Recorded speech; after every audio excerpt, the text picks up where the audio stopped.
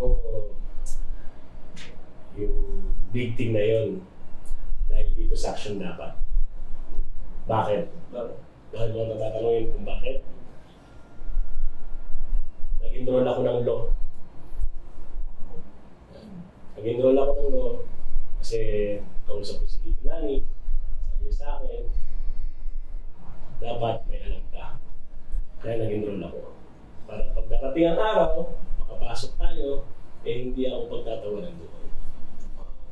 Yun ang thing. So, which is alam naman natin na papasok sa 2025 ang action dapat.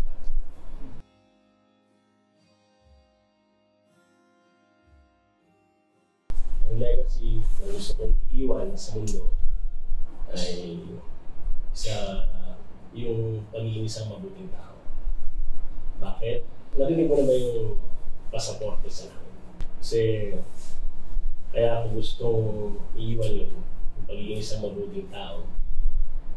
Dahil yun ang hinahangad ko magkaroon ako pasaporte sa namin. Dahil baka balang araw, darating yung time na makita ko ulit yung anak ko.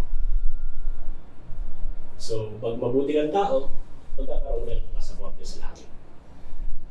So, maybe, yun yung right time na makita ko ulit yung anak ko.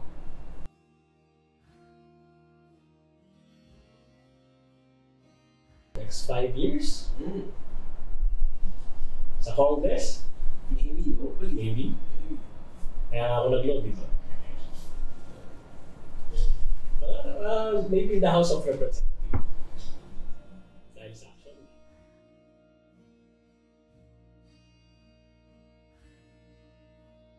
If may takeaway na story sa buhay ko, ay yun yung story ng The Defra.